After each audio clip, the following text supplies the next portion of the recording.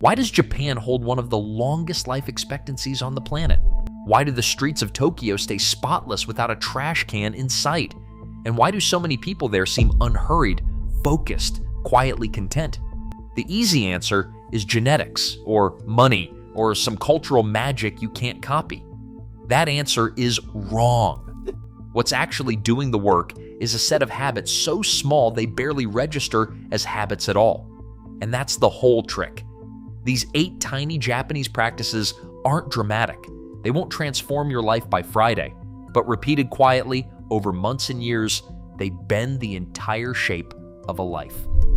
Let's start small, on purpose. The first habit is shokuiku, and Japanese children learn it before they can spell it. Shokuiku roughly means food education, and in Japan it's woven into the school day. Kids serve each other lunch from steaming steel trays, learn where the rice came from, and thank the meal before eating. It sounds gentle, almost quaint, but it's quietly building something that lasts a lifetime. A relationship with food as something to notice and enjoy, not something to inhale at a desk.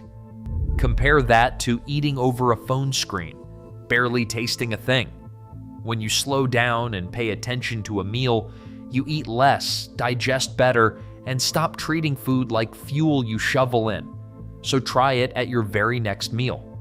Put the phone face down on the table, look at what's actually on the plate in front of you, and taste the first 3 bites slowly, like they matter. That small shift in attention is where everything else begins. And attention, it turns out, is the raw material for the next habit too. The second habit is Kaizen, and it might quietly rewire how you think about progress. Kaizen means continuous improvement, but not the burn-it-down kind you attempt every January before quitting by February. It's the opposite. It's improvement so small it feels almost pointless. 1% better today, and that's all. Toyota built one of the most successful car companies in history on this idea. Not through massive overhauls, but by asking every worker on the assembly line to find one tiny fix each day. A tool moved an inch closer, a single wasted second removed from a step. On its own, meaningless. Stacked across years and thousands of workers, staggering. And the same math works on a human life. Want to get stronger? Don't vow to train an hour a day. Do 1 push-up on your living room floor. 1 is so easy you can't talk yourself out of it, and 1 tends to become 5. Want to read more? Read a single page of the book on your nightstand. 1 page a night is a finished book every couple of months. Kaizen removes the friction that kills big resolutions because the goal was never a dramatic leap. The goal is to never stop moving forward, but steady movement alone can drain you over time, which is why the next habit is about recovery. The third habit is Shinrin-yoku, and Japanese doctors literally prescribe it. Shinrin-yoku translates to forest bathing, though there's no water and no bathing involved. It just means being among trees, walking slowly, breathing deeply, noticing the green canopy overhead. And the research behind it is real. Time spent in a quiet forest lowers cortisol, drops blood pressure, and measurably calms the nervous system. Part of the reason is a group of compounds called phytoncides, the natural oils trees release to defend themselves. Breathe them in on a woodland trail, and your body answers by shifting out of fight or flight and into rest. Here's the part that matters for you. You don't need a Japanese mountainside. A city park works. A tree-lined street works. The one rule is to go without the distraction machine in your pocket. No podcast, no scrolling, no destination. Just walk under the leaves and let your attention drift to the light and the wind and the smell of the earth. It isn't wasted time. In a world engineered to hijack every free second, that slow walk might be the most restorative half hour of your week. Now, if you're finding this useful, take 1 second to subscribe. It genuinely helps the channel, and there's more of this coming. So let's get to the habit that researchers keep pointing to when they try to explain Japanese longevity. The fourth habit is Ikigai, and this is the one that might matter most.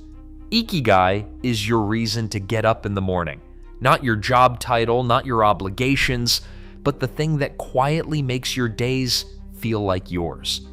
On the island of Okinawa, one of the world's rare blue zones where people routinely pass 100, nearly everyone can name their Ikigai without hesitation. And scientists who study those communities believe that sense of purpose is one of the strongest threads tying them to such long lives. The logic is almost brutal in its simplicity. When you have a reason to wake up, your body keeps showing up. When the reason disappears, decline tends to follow fast. But Ikigai isn't some grand mission to change the world. For an Okinawan elder, it might be tending a garden, teaching a craft, or being there for a grandchild. The Japanese picture it as the meeting point of 4 things: what you love, what you're good at, what the world needs, and what you can be paid for. Most people never sit still long enough to ask those 4 questions, so ask them now, even roughly. You don't need every answer today. You just need to start looking, because a life pointed at something quietly outlasts a life that's just drifting. And that longevity thread runs straight into the next habit, this time at the dinner table. The 5th habit is hara hachi bu, and it may be the simplest longevity rule ever spoken. Hara hachi bu means eat until you are 80% full. Not stuffed, not even fully satisfied. 80%, then stop. Okinawans murmur the phrase before meals as a tiny built-in reminder, and it quietly protects them from a trap almost everyone falls into. Your stomach needs around 20 minutes to tell your brain it's had enough. So if you eat until you actually feel full, you've already sailed past the line and overeaten without noticing. That extra portion, repeated meal after meal for decades, is the slow road to weight gain, sluggishness, and faster aging. Stopping at 80% hands your body exactly what it needs and nothing more. And that mild, gentle restraint is one of the most consistently studied paths to a longer life across nearly every species tested. This isn't starvation, it's awareness. Halfway through your next meal, pause for a breath and ask a plain question. If I stopped right here, would I actually be fine? Often the honest answer is yes. That one pause, repeated, might be the easiest health upgrade you ever make. But awareness of the body leads naturally to awareness of the space you live in. The 6th habit is usuji, the great clean.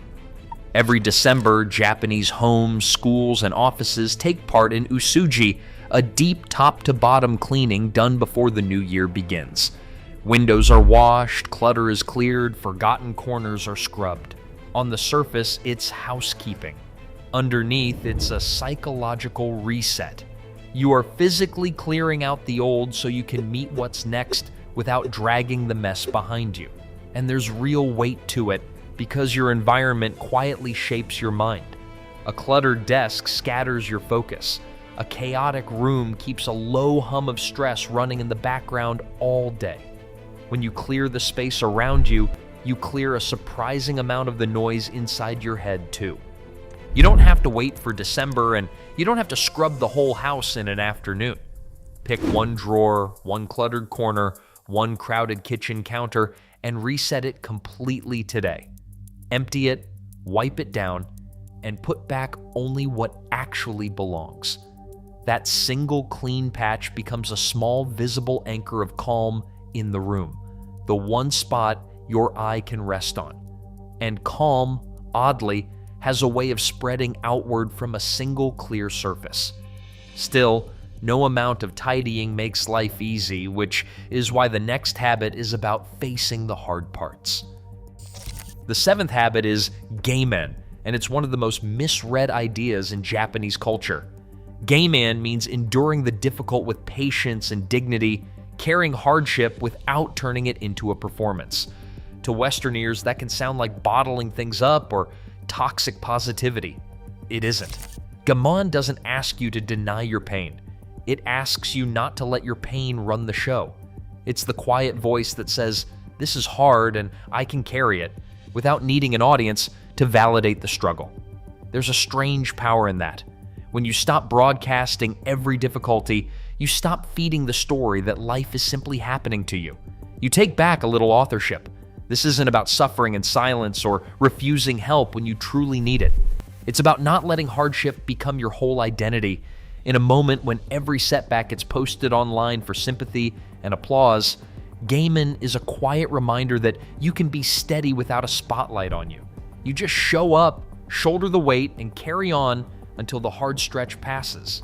And carrying on, it turns out, sometimes means gathering yourself back together after a break, which brings us to the last habit. The eighth and final habit is Kintsugi, the art of mending broken pottery with gold. When a bowl cracks in Japan, it isn't always thrown away. Sometimes the pieces are rejoined with lacquer dusted in gold, so the repair glows right along the break line. The bowl doesn't hide that it shattered. It wears the fracture as the most beautiful thing about it. And Kintsugi was never really about ceramics. It's a way of seeing a human life. You will break at some point. You'll fail, you'll be hurt, you'll come apart in ways you didn't choose. Kintsugi says that isn't the end of your worth. It's the beginning of your story. When you gather the pieces and rebuild, the cracks become the gold, the proof of everything you survived. The strongest people aren't the ones who never cracked. They're the ones who broke, rebuilt, and let the seams show. So if you're in the middle of something hard right now, sit with this one for a second. You're not being ruined by it. You're being remade, and the version of you stepping out the other side carries a little gold along the seams that the old one never had. So here's what to actually do with these 8. Shokuiku teaches you to notice your food instead of inhaling it. Kaizen proves that 1% repeated beats any dramatic overhaul. Shinrin Yoku hands your nervous system back to you under the trees. Ikigai gives you a reason to keep waking up, and Hara Hachibu quietly guards your health one meal at a time. Osuji clears your space to clear your mind, Gaman steadies you through the hard stretches, and Kintsugi reminds you that breaking is never the end. You don't need all 8 at once. Pick the one that tugged at you, start absurdly small, and let it settle into who you are before adding the next. Because the Japanese don't chase transformation, they build it, one tiny quiet choice at a time, until a calmer and more deliberate life is simply the life they're living. If this shifted how you see your own habits, subscribe and let the next one find you.